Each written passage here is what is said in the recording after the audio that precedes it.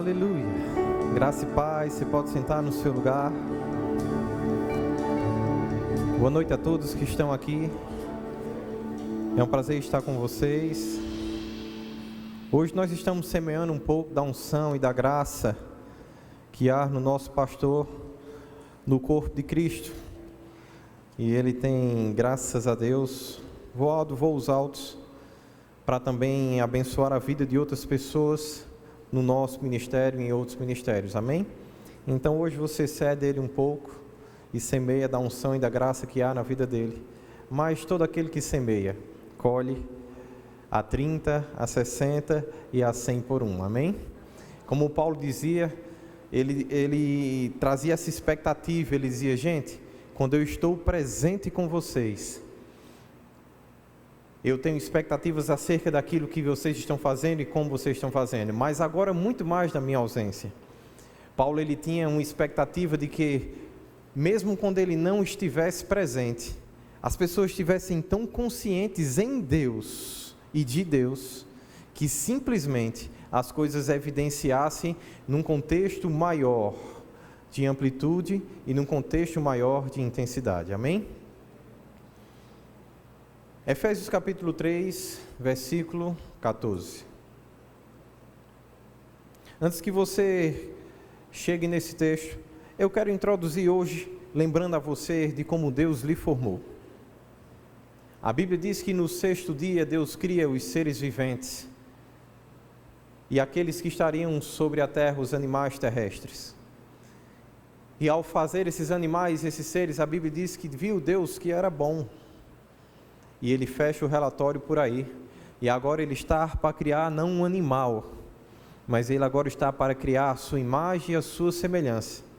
Ele está agora para criar aquele que Jesus, quando falou ao meu seu respeito, cita o que está escrito em Salmos, onde está escrito lá dizendo, vós sois deuses. Eu preciso que você entenda que quando Deus criou o homem, a mim e a você, ele decidiu não fazer um animal racional, não foi isso. Isso é o que Darwin fala, e depois de um tempo ele se arrepende dizendo, como pude eu comparar ao meu Deus com um simples animal? Mas como você precisa agora ver juntamente comigo, dentro desse contexto, quando Deus vai nos formar, a Bíblia diz que a imagem dele fomos criados, e essa própria imagem foi quem nos criou. E nós nos tornamos semelhantes a Ele, porque fomos feitos à sua imagem e à semelhança. Isaías, uma vez procurando entender um pouco disso, ele diz, mas Deus, você estende os céus como cortina. Você consegue medir na concha das suas mãos todas as medidas da água. Sabe, como se fosse um pozinho, você pega toda a terra para medir em balança de precisão. Sabe, você não usa balança de precisão para medir coisas muito pesadas. São coisas que você consegue manusear com muita facilidade e não tem um peso grande para você. E aí a Bíblia diz que com essa balança de precisão é que todas as medidas do que nós chamamos de pó sobre a terra, ele mede. Para Deus isso não é algo tão grande assim. Esse mesmo Deus é o Deus que decidiu não somente ser imagem e semelhança em mim e em você, mas eu também quero trazer a sua memória para que você entenda o que nós vamos falar hoje, que esse mesmo Deus também disse que se nós ouvíssemos as suas palavras, se nós obedecêssemos os seus mandamentos e permanecêssemos em obediência aos seus mandamentos, nós pediríamos o que quisermos e nos seria concedido. Além disso, a Bíblia também dizia que se nós permanecêssemos nele, em Cristo Jesus, e as palavras de Cristo permanecessem em nós, ele e o Pai seriam um conosco. Diga assim comigo, um comigo. Então não há mais separação, mais divisão. Existe um contexto agora onde eu, você e Deus, nós não somente somos parecidos, nós somos um. Cristo não nos tem mais como somente algo que parece com Ele. Deus não nos tem mais como seres que somente se parecem com Ele. Não. Ele decidiu ser um comigo. e fazer de você um para com Ele. A única condição disso foi permanecer em seus mandamentos, permanecer em Cristo e as palavras deles permanecerem em nós. Quando nós entendemos o quão importante é a expressão vocal da palavra, a expressão vocal da palavra dada pela pessoa de Deus através do seu Filho Jesus Cristo, e nós entendemos a importância de permanecer firme nisso, de perseverar, não somente de encontrar-se com a palavra, de ouvir a palavra, de entender a palavra, de aceitar a palavra, mas de permanecer na palavra.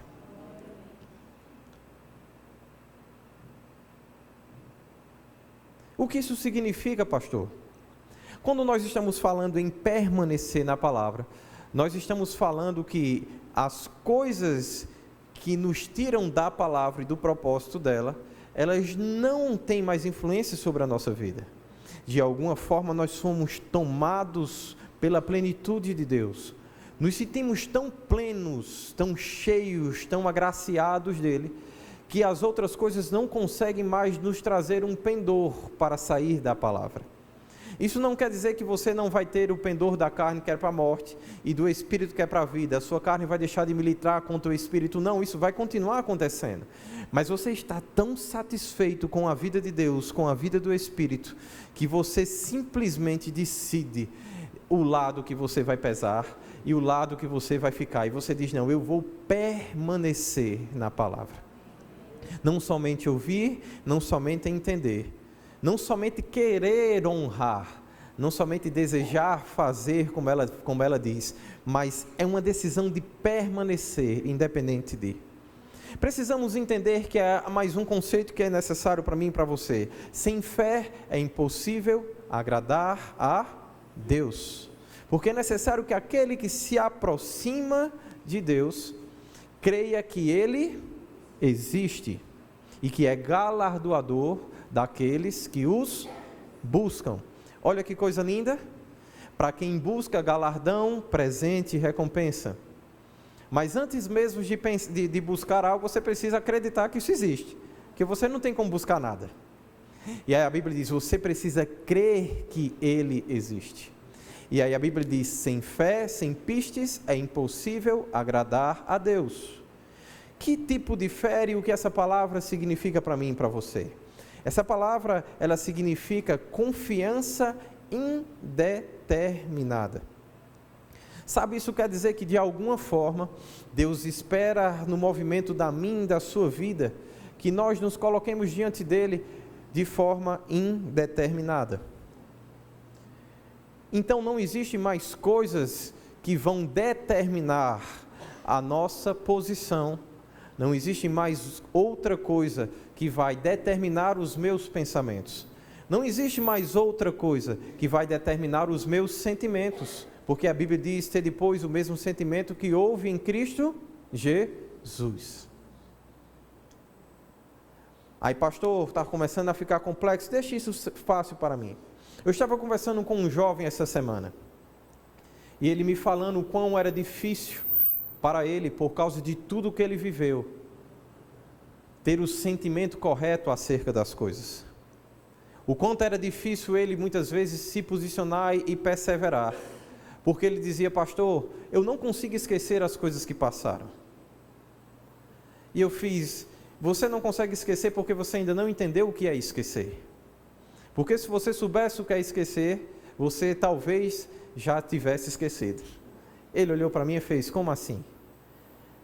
Quando você esquece de algo, você não se torna doente. E simplesmente a sua mente apaga aquele registro. É como se aquilo nunca tivesse acontecido. É diferente de aquilo nunca ter acontecido. Quando você esquece, é como se não tivesse acontecido, porque você não está considerando aquilo para o seu futuro, para o seu destino. É totalmente diferente de aquilo não ter acontecido. O esquecimento das coisas que para trás ficam, que Paulo dizia, para prosseguir para o alvo da vida dele, não estava ligado à amnésia. Isso é doença. Jesus nos livrou de toda doença, de toda enfermidade. A Bíblia diz que Ele veio para que a gente se tornasse são, curado, não para a gente ficar doente. E às vezes parece que porque estamos em Cristo, agora nós nos vamos mais lembrar de nenhum mal. Ei, não é isso, Deus não lhe fez doente.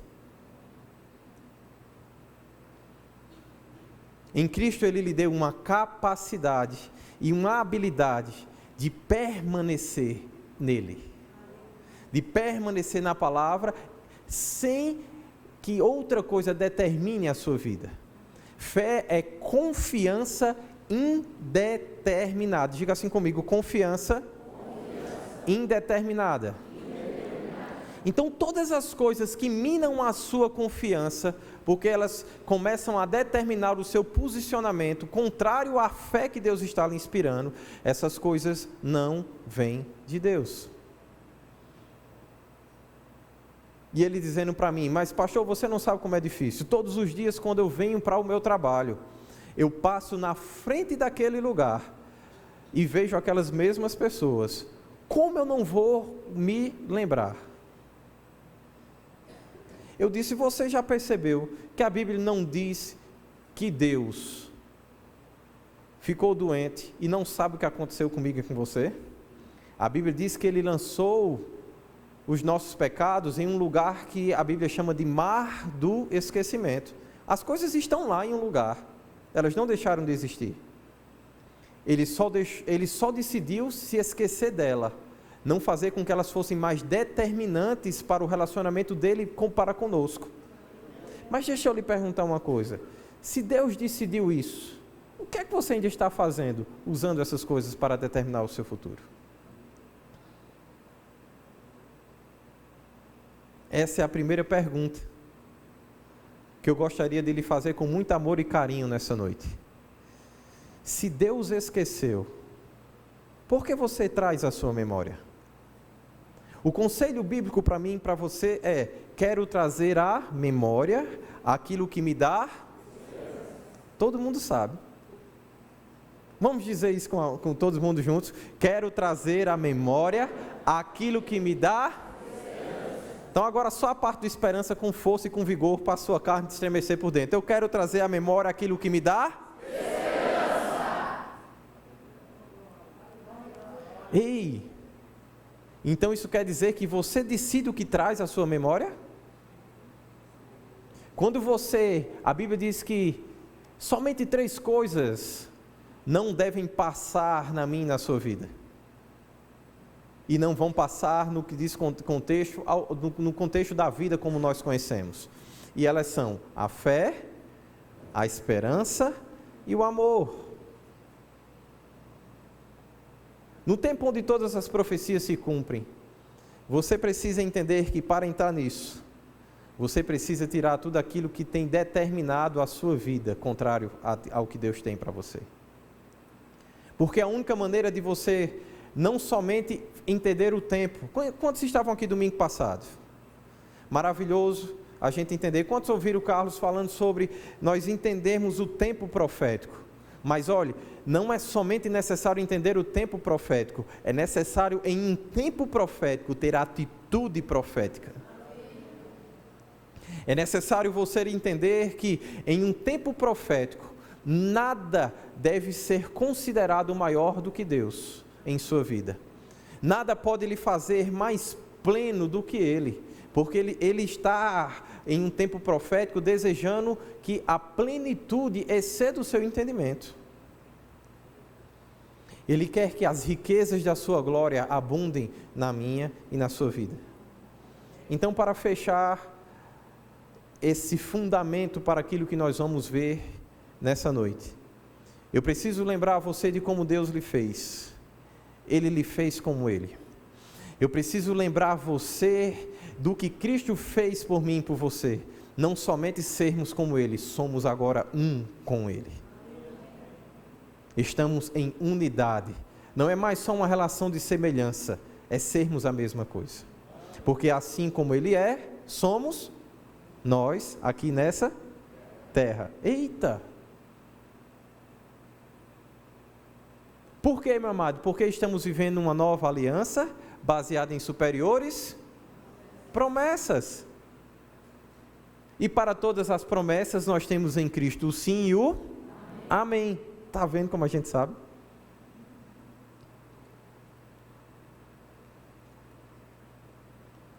E em Efésios ele diz assim: por essa causa eu me ponho de joelhos diante do Pai, de quem toma o nome toda a família, tanto no céu como sobre a terra, para que, segundo a riqueza da sua glória, vos conceda que sejais fortalecidos com poder mediante o seu Espírito no homem interior. E assim habite Cristo em vosso coração pela fé. Opa! Então isso quer dizer que, para que Cristo habite em meu coração, eu preciso estar ligado nessa confiança que faz com que as coisas que determinavam o meu comportamento não determinem mais. Eu disse para aquele jovem: você vai passar, você vai ver as mesmas coisas, mas você vai decidir não considerar elas para as suas decisões. Isso é se esquecer. Se esquecer não é ficar doente e não saber o que aconteceu. Se esquecer é tomar um posicionamento onde eu me lembro bem dessas coisas que aconteceram, mas como eu também me lembro do dia que eu aceitei a Cristo. Como eu me lembro do dia que eu recebi o Espírito Santo e eu fui cheio dessa presença e dessa graça maravilhosa.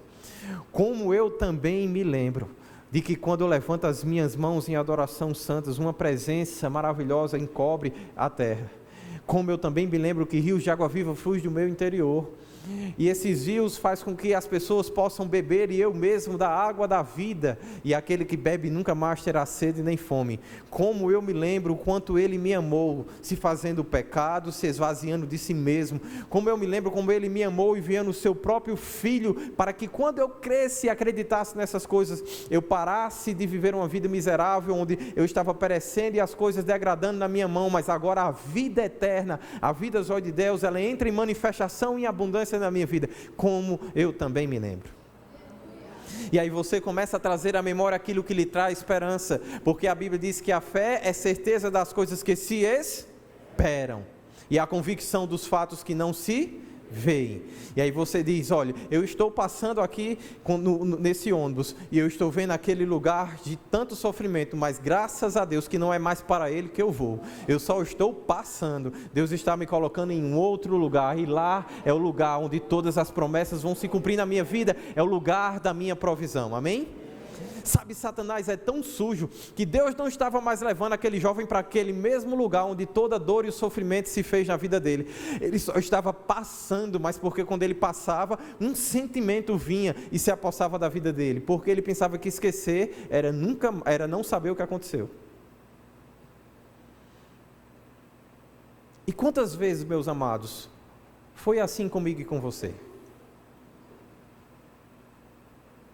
Quantas vezes você diz: não, pastor, eu sei que eu tenho que tratar minha esposa bem, eu sei que eu tenho que me submeter ao meu chefe, mas quando eu me lembro daquele dia que ele gritou comigo, quando eu me lembro daquele dia que ela falou comigo daquela forma, quando eu me lembro, um negócio toma conta de mim. Ei, que negócio é esse? É o cão, irmão, tem que repreender.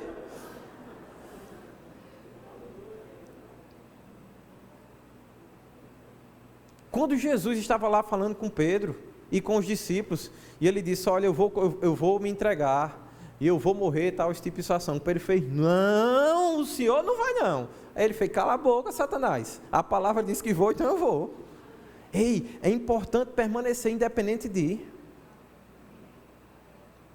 Por que você acha que o seu corpo, que foi entregue como sacrifício vivo, santo e agradável a Deus, a sua vida, a sua alma e sua mente, que você se entregou para Jesus tudo, sim ou não? Porque você acha que ele é mais digno de se mover na sua emoção descontrolada e destemperada do que do Espírito? Você não pode mais entender como digno das suas emoções da carne a sua vida e a sua existência. Você já entregou para Deus, você já nasceu do Espírito. Ele agora é que é digno do seu respirar, do seu viver, da sua existência, das suas ações, do seu mover. É dele a sua vida. Então, por isso que quando esses ímpetos vêm, a Bíblia diz que Ele nos deu, com o seu Espírito, algo lindo e extraordinário, chamado domínio próprio. E aí vem algo e ao mesmo tempo você se lembra que tem algo. Mas aí existe um momento onde você tem livre-arbítrio, onde você pode decidir qual vai ser o próximo passo. O pendor da carne, morte. O pendor do espírito, vida. O velho homem querendo ressurgir, mas o novo homem, eu tenho orado inconstantemente por você, para que ele se mova segundo a riqueza da sua glória, para que ele seja fortalecido com poder mediante o Espírito no seu homem novo interior, para que assim habite Cristo em vosso coração pela fé, estando você arraigado e alicerçado. Sabe o que isso quer dizer? Ele não é só o seu alicerce, você decidiu criar raízes mesmo, porque se quiserem lhe tirar, não vão lhe mexer tão fácil desse lugar não. Você decide se plantar como uma planta enxertada em outra, porque isso é outra coisa que a Bíblia fala para mim e para você. E aí a Bíblia diz, a fim de compreender, diga assim, entender com minha mente, com todos os meus amigos, porque a Bíblia diz com todos os santos, qual é a largura, o comprimento, a altura e a profundidade, e conhecer o amor de Cristo, que excede todo o entendimento, para que sejais tomados de toda a plenitude de Deus. Olha que coisa linda. A Bíblia diz, para que você possa compreender, a Bíblia não quer desfazer da sua mente, da sua inteligência, das suas faculdades mentais. Mas deixa eu lhe lembrar de um princípio bíblico lindo e extraordinário. A Bíblia diz assim para mim e para você, que aquele que quiser preservar a sua alma, perdê-la-á, mas aquele que entregar, esse a achará. Deus não está dizendo que você não sente isso. Deus não está dizendo para mim e para você que não dói. Deus não está dizendo para mim e para você que é fácil. Deus não está dizendo que a sua mente está errada e que esse pensamento não tem razão, não tem sentido de existir. Mas a Bíblia diz com toda a clareza que no mundo das muitas vozes, todas elas têm significado, têm uma razão própria, tem uma inteligência por trás disso. Mas a Bíblia diz que somente uma dessas vozes é capaz de nos levar a Deus. E olha que coisa linda. Então isso quer dizer que no meio de toda a confusão da vida, eu posso inclinar os meus ouvidos e haverá uma voz que vai me levar a Deus. Deixa eu lhe dizer por que é importante ser levado para Deus. Porque aquele que habita no esconderijo do Altíssimo, à sombra do Onipotente, o Deus Todo-Poderoso, ele vai encontrar o seu descanso e o seu repouso. Sabe por que é importante encontrar-se com Deus? Porque Ele é o Deus de moradas de paz. Sabe por que é importante encontrar-se com Deus? Porque Ele é o El Shaddai, Deus Todo-Poderoso. Ele é o Deus da nossa provisão. Ele é o Deus que a Bíblia diz que cantem alegremente todos os cantores e digam, todas as minhas fontes estão nele. Sabe por que é importante encontrar-se com Deus? Porque Ele te ama. E porque o amor dEle é eterno, não muda. E só Ele vai te tratar como nenhum homem é capaz. Por isso que é importante encontrar-se com Deus. É importante estar rendido à presença. E aí a Bíblia diz que agora nós começamos a conhecer. Como é que a Bíblia nos ensina? Conhecereis a verdade e a verdade vos libertará. Olha que coisa linda quando nós pensamos nesse texto, João 8:32 está escrito.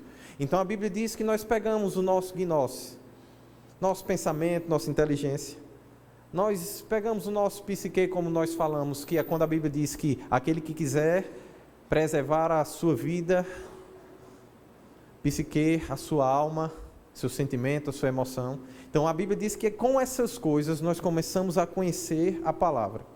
Aí você vem no culto e porque Deus sabe como Ele ainda está lhe encontrando, e Ele sabe como lhe mover, alguém olha nos seus olhos e fala algo que você diz: como é que essa pessoa sabia disso?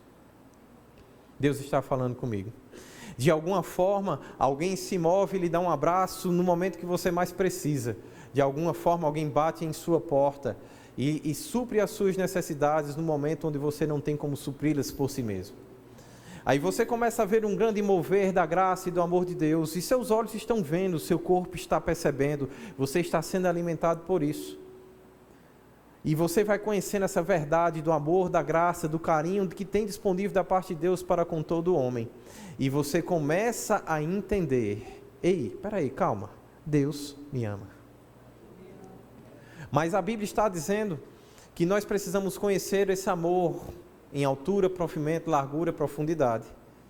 Entender que ele foi exercido em Cristo Jesus. Isso quer dizer, através de Cristo, o exercício do amor de Deus vai encontrar toda a sua plenitude.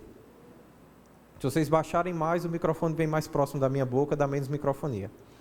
Então, quando vocês começam a exercer esse relacionamento e conhecer a Deus dessa forma, aí eu acho lindo, porque aí a Bíblia agora começa e faz: beleza, você começou por esse caminho é muito bom, mas deixa eu só lhe falar sobre algo. Agora, você precisa ser tomado pela plenitude de Deus, que excede esse caminho do entendimento. E aí a Bíblia diz para mim e para você: nós, quando conhecemos Cristo, nós conhecemos Ele segundo a carne. Estávamos sedentos, com fome, carentes de amor, e por isso nos entregamos para Ele. Mas a Bíblia diz: mas agora não é mais desse modo. Agora você o conhece pelo Espírito. Agora o Espírito selou a sua vida e o seu relacionamento com Deus. E porque Ele selou a sua vida e o seu relacionamento com Deus, você agora está em um outro patamar de relacionamento, onde você não é mais somente uma pessoa carente, descobrindo que foi amada por Deus, mas você agora entende que você é um com Ele. Mais do que isso, Ele decidiu ser um com você. Ele decidiu lhe fazer não somente mais alguém parecido com Ele, mas Ele decidiu fazer de você a expressão exata dEle mesmo.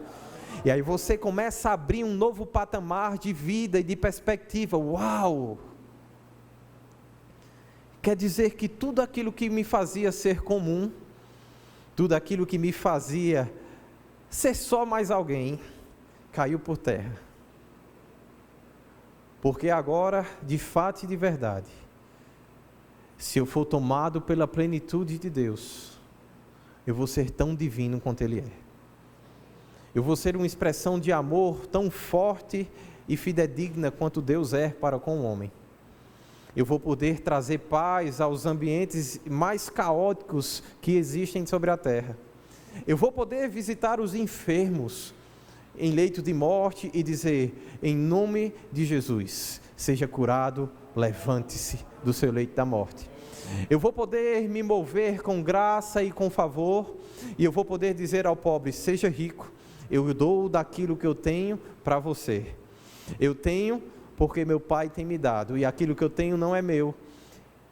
E aí agora você começa a entender o processo da justiça de Deus, e Paulo dizia: se fazendo pobre para enriquecer a muitos. Isso quer dizer, tirando dos valores que Deus agregou à sua vida e decidindo mudar a vida de alguém.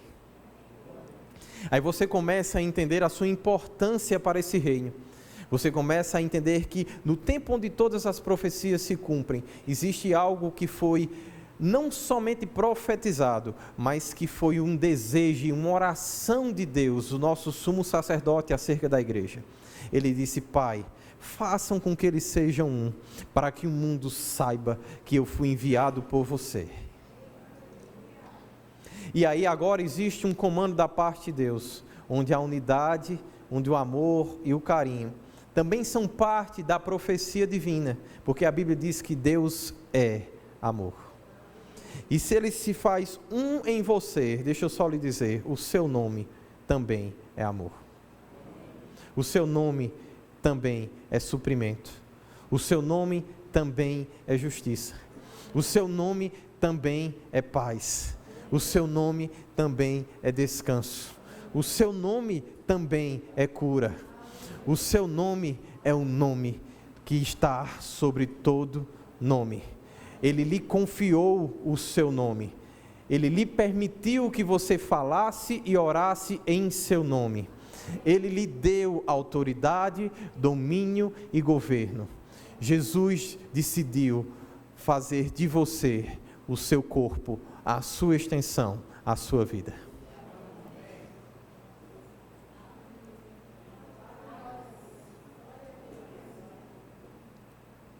E conhecer o amor de Cristo, que excede todo entendimento, para que sejais tomados de toda a plenitude de Deus.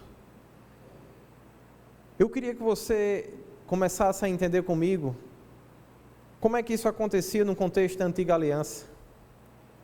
Se você for lá para Crônicas, do 2 Crônicas capítulo 5 ao 7, eu não vou ler por causa do tempo. Se você também for lá para Êxodos falando da vida de Moisés, capítulo 39 e capítulo 40. A Bíblia vai falar para mim e para você algo lindo e extraordinário. Se você quiser, você pode estudar isso em casa mais à frente, mas eu vou ler alguns textos aqui rapidamente. Versículo 32, 39, você não precisa abrir, você anota e lê em casa depois. Assim se concluiu toda a obra do tabernáculo da tenda da congregação. E os filhos de Israel fizeram tudo, diga comigo tudo, segundo o Senhor tinha ordenado a Moisés, assim o fizeram. A primeira coisa que eu preciso lhe dizer é que em um tempo onde todas as profecias se cumprem, é necessário permanecer. Permanecer como? Em obediência. A Bíblia fala, não diz que o sacerdote Moisés, vamos colocar aqui, o nosso pastor Janduí, ele permaneceu em tudo que Deus falou, e ele fez tudo do jeito que Deus falou. Não, a Bíblia diz que os que estavam com ele, os filhos de Israel, fizeram tudo o Senhor tinha ordenado a Moisés. Se existe uma voz profética que diz que esse é o tempo de todas as profecias se cumprirem, que nós devemos acabar com aquele canto e com aquele provérbio que diz: onde está Deus? Cadê que o tempo passa e nada acontece? Por que você ainda insiste em falar dessas coisas? Por que você ainda permite que a sua boca diga: mas e nada acontece? Eu estou esperando e nada acontece. Se um dos comandos é trocar o provérbio, trocar a confissão da sua boca, você precisa começar a falar com as áreas da sua vida que ainda não produziram de uma forma diferente, dizendo: ei, eu não vou mais cantar essa canção.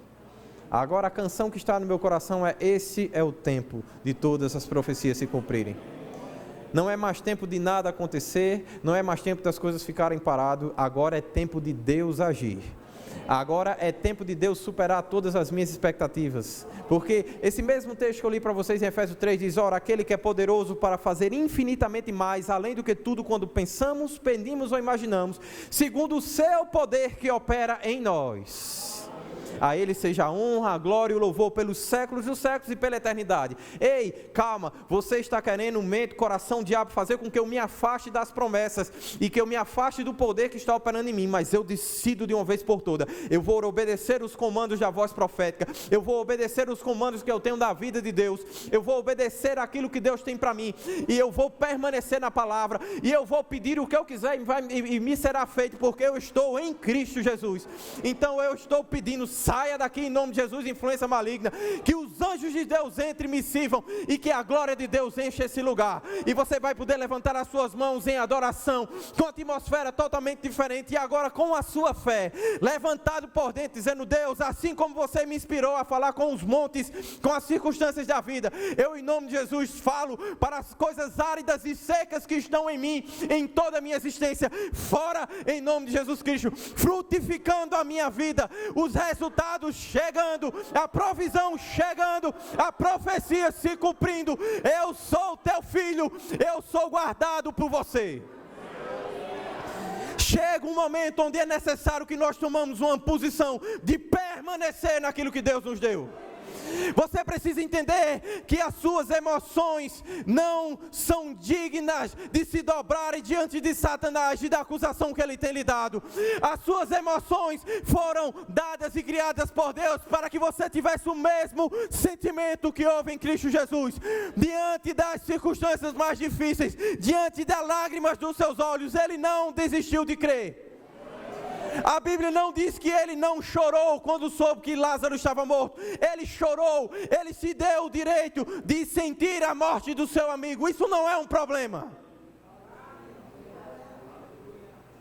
Mas ele lembrou-se, ele disse: eu sou a ressurreição e a vida. Aquele que crê em mim, ainda que esteja morto, viverá. E quando ele esteve diante daquela pedra e daquele sepulcro, 4 dias depois, não foi 1 hora, não foi 10 minutos, foram 4 dias depois, ele fez: Lázaro, levanta-te, anda, venha.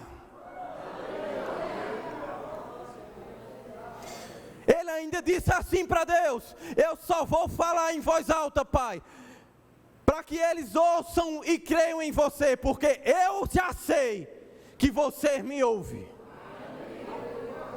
Ele sabia que Deus já tinha ouvido a sua voz, já tinha ouvido as suas palavras durante o caminho de Betânia, quando todos estavam assustados. Jesus tinha passado pelo caminho de Betânia, tinha sido ameaçado de morte, quase morto. E quando ele sabe de Lázaro, ele diz: eu vou voltar. Os discípulos: você é louco? Como voltar por aquele caminho de sofrimento? Como voltar para aquela estrada onde nós fomos quase mortos? Como tentar reconstruir aquilo que já se acabou? E ele diz: não, eu sou a ressurreição e a vida.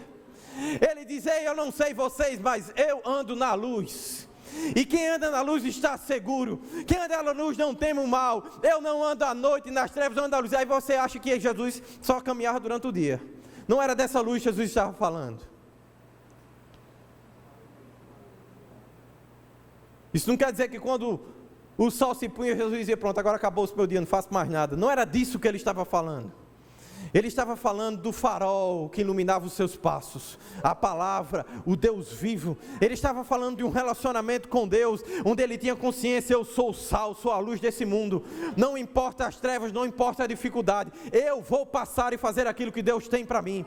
Ei, deixa eu só lhe dizer uma coisa: você precisa permanecer diante das dificuldades, diante das aflições, ouvindo a voz profética, não abrindo a mão dela, porque se você permanecer, será lhe dado o direito de pedir o que quiser e lhe ser concedido. Jesus pode pedir a um morto de 4 dias: levanta-te. Será demasiado difícil o que você tem pedido para Deus? É mais difícil que levantar um morto?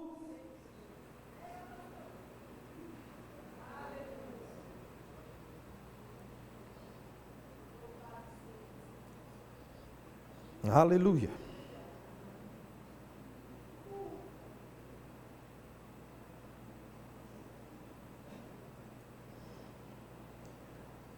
No 40, versículo 16, ele diz: e Moisés fez segundo o Senhor lhe havia ordenado, assim o fez. Eu volto a dizer, é necessário obedecer. Sabe como termina esse livro?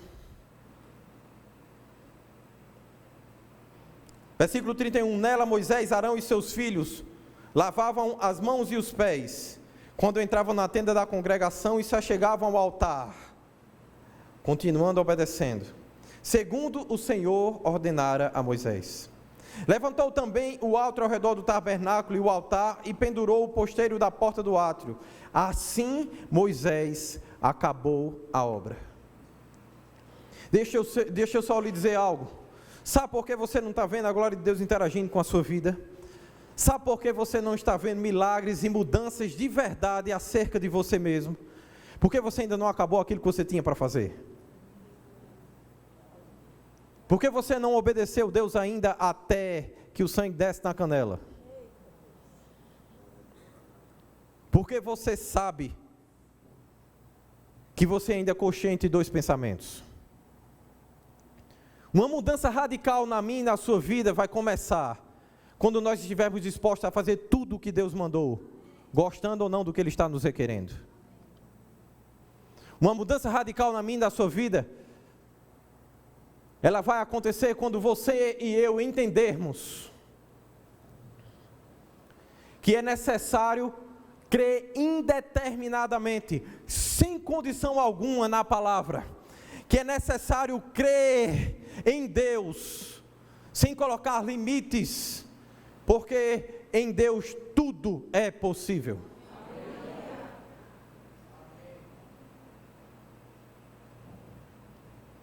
Deixa eu só lhe dizer algo, Moisés não deixou nada para trás, ele fez tudo o que Deus lhe ordenou. Salomão em 2 Crônicas, você pode estudar isso também, ele faz tudo conforme Deus ordenou, e todo o povo começa a fazer também conforme Deus ordenou. A Bíblia diz que não só Salomão se santificou, mas a Bíblia diz também que todo o povo se santificou quando o tabernáculo foi para ser, quando o templo foi para ser inaugurado. No tabernáculo de Moisés também foi assim, não somente Moisés, mas também o povo que estava com ele. A Bíblia diz para mim, para você, meus irmãos, nós temos que crer nisso. Crede no Senhor teu Deus e estareis seguros.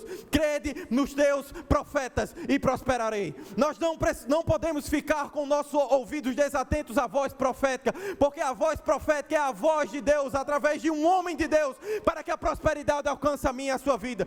Nós não podemos deixar de olhar a palavra, porque a palavra de Deus vai nos colocar diante dele, para que segurança venha para mim e para a sua vida. Crede, pois, no Senhor teu Deus, e estareis seguros. Crede em seus profetas e prosperareis. Você não vai ver na nuvem e na glória de Deus sendo derramada no tabernáculo e no templo outra posição, a não ser o povo se santificando, se consagrando, obedecendo a Deus, andando segundo os estatutos e a glória de Deus se movendo. E a Bíblia diz, então a nuvem cobriu a tenda da congregação, o louvor pode subir. E a glória de Deus encheu o tabernáculo. Moisés, eu quero ver cultos aqui nessa igreja, onde o pastor não tem o que fazer e nem possa fazer nada. Não porque eu não gosto dele cantando, não porque eu não gosto dele cantando, dele dançando, não porque eu não gosto de ver dele se movendo, mas eu gosto dele se movendo, gosto dele cantando, gosto de todas as coisas, mas quando ele for tomado por Deus e ele ficar sem saber o que fazer, aí é que vai estar bom.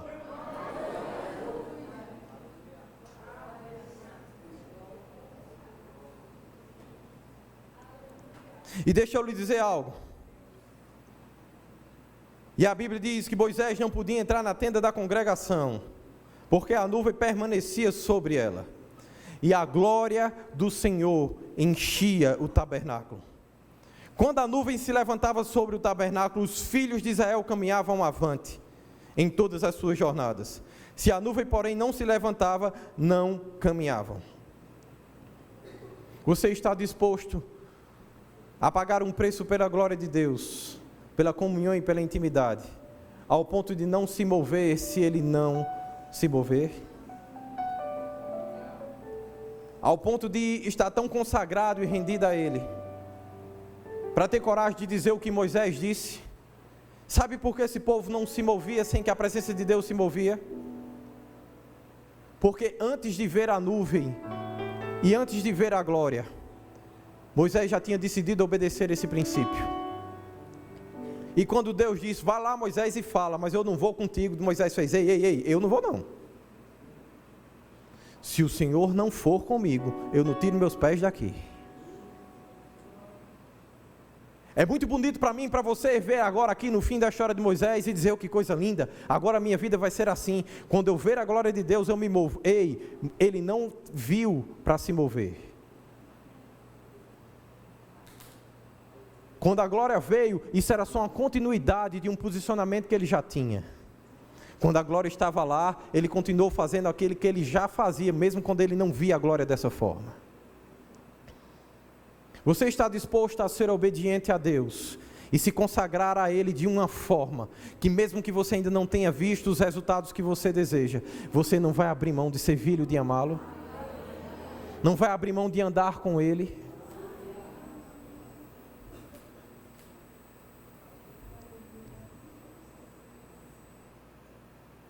Um dia eu estava conversando com um jovem, e ele dizendo que o pavor da morte rodeava a sua vida, e ele estava opresso por circunstâncias e situações que ele vivia em seu casamento. E ele disse: eu decidi adulterar, porque eu sabia que a única coisa que me tiraria daquele casamento seria o adultério. Ei, preste atenção, não é esse o posicionamento que Deus quer da sua igreja. Diante da circunstância e da adversidade, não é desobedecendo, não é pecando, não é infringindo as leis do reino de Deus que essas coisas vão acontecer. Ele adulterou e continuou casado, só que o casamento continuou piorando. Você não resolve os problemas da sua vida cavando mais um buraco para cair dentro dele. A Bíblia diz que um abismo chama outro abismo. Cuidado quando você começar a brincar com isso.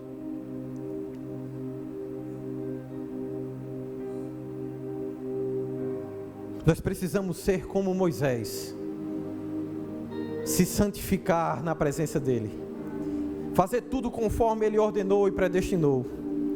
Mesmo se Deus disser: vá, mas eu não vou. Não, sem você eu não me movo. Eu não sei se Deus estava testando Moisés, eu não sei o que é que estava acontecendo, eu só sei que Deus disse: vá que eu não vou. E a posição de um homem moveu Deus. Deixa eu só lhe dizer algo. Você talvez esteja pensando como muitas pessoas pensam: mas o problema fui eu que causei. Deus não tem nada a ver com isso. Deus não tem obrigação de ficar cuidando dos meus mimos e das besteiras que eu fiz com a minha vida. Deus também não tinha obrigação nenhuma de ir com Moisés, porque o povo estava em rebeldia e desobediência, colhendo do fruto que plantou. Mas porque Moisés teve coragem de dizer para Deus: eu não saio daqui, eu não me movo se você não for comigo. Porque Moisés teve coragem de dizer para Deus: não existe sentido para mim ir na vida, de fazer nada, se você não estiver comigo. Não existe lugar para pisar, não existe pessoas para falar, não existe nada a fazer sem a tua presença. Porque Moisés conseguiu evocar um princípio bíblico que diz: sem Deus nós nada podemos fazer. Mas ele sabia que com Deus nós podemos todas as coisas. Porque mesmo Moisés, sem conhecer a nossa aliança, já valorizava a presença e a glória de Deus de uma forma diferente. Mesmo sem ver ela de forma extraordinária e grande como essa densa nuvem.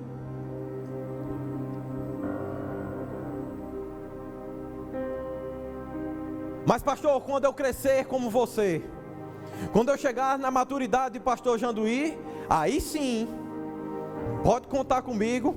Eu vou ser obediente, as coisas vão ser mais fáceis, porque o nível de entendimento vai ser maior. Ei, isso é mentira. Você só precisa de uma decisão.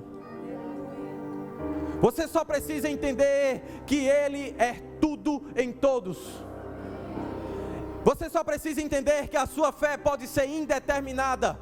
Ela pode deixar definitivamente as coisas que para trás ficaram, e ela pode colocar novos alvos, novos objetivos diante de você. Ela pode mostrar para você o caminho, a verdade e a vida que há em Jesus Cristo. A sua fé pode lhe colocar em patamares de vida maior. A sua fé pode lhe colocar longe de toda dor, de todo sofrimento, porque a Bíblia diz que aquele que obedece o mandamento, ele não prova do mal. A sua fé pode lhe afastar de todo mal. A sua fé pode lhe blindar diante de Deus. A fé daqueles homens que colocaram o sangue sobre os umbrais da sua porta fez que quando a morte passasse, os seus filhos não fossem tragados por ela. Mas os homens que não conheciam a aliança com Deus, que não colocaram o sangue sobre os umbrais da sua porta, tiveram seus filhos levados e cessados pela morte. Deus quer trabalhar com homens e mulheres de fé, cujo espírito seja confiante nele e nas suas promessas. Deus quer comparar e quer trabalhar com pessoas que não se dobram diante de Satanás, que se recusa a ouvir a voz da incredulidade, que decidem por Deus, por sua palavra e pelo seu sacrifício, que anelam e valorizam o sacrifício de Cristo, que sabem o valor do sangue do Calvário, que sabem que Ele destruiu de uma vez por todas as minhas cadeias, o castigo que me traz a paz estava sobre Ele.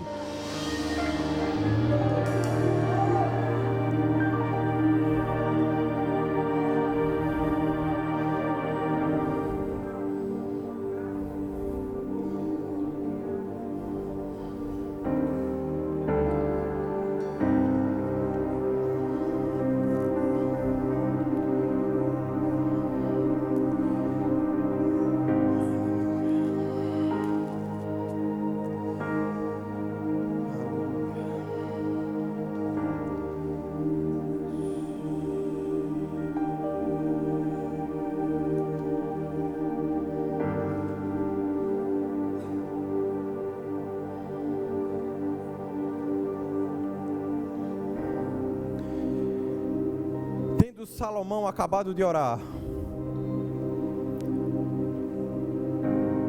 desceu um fogo do céu e consumiu o holocausto e os sacrifícios, e a glória do Senhor encheu a casa.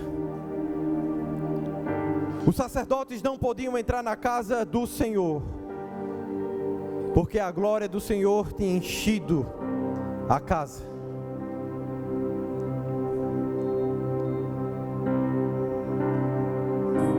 2 Coríntios capítulo 3 vai falar que com maior glória não vai ter o ministério do Espírito Santo. A Bíblia mostra claramente que agora a glória de Deus não está em templos feitos por mãos, mas ela decidiu habitar e ser plena em você. A glória de Deus está em você para encher a sua vida de toda satisfação e resultado que você queira e requeira.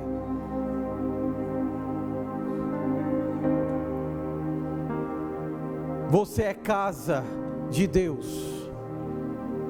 Você é morada do Espírito do Altíssimo.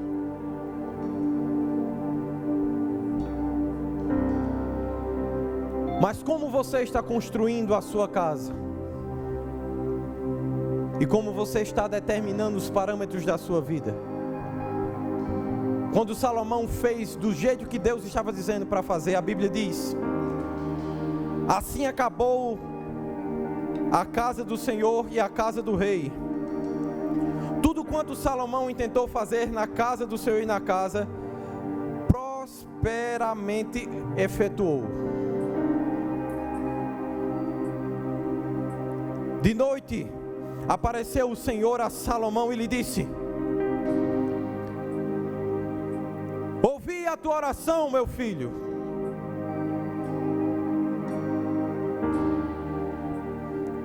E agora, entendendo que esse lugar é você, escute isso.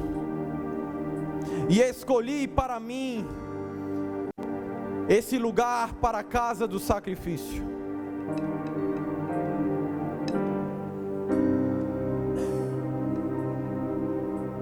Se eu cerrar os céus de modo que não haja chuva, ou ordenar aos gafanhotos que consumam a terra, ou se enviar a peste entre o meu povo, se o meu povo que se chama pelo meu nome orar, me buscar, se converter dos seus maus caminhos, então eu ouvirei dos céus, perdoarei dos seus pecados e sararei a sua terra.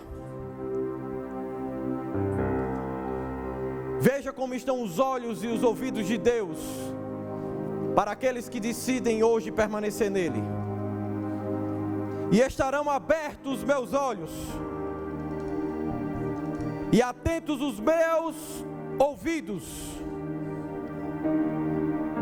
Oração que você fizer, porque você é lugar e habitação do Deus Altíssimo. Porque Deus te escolheu e te santificou para ser sua habitação,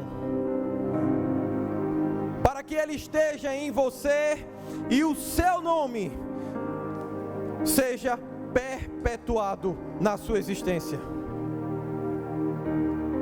Por isso em você estão fixos os olhos de Deus, e o seu coração está contigo todos os dias. Quanto a você, se andares diante do Deus Todo-Poderoso, como andou Davi,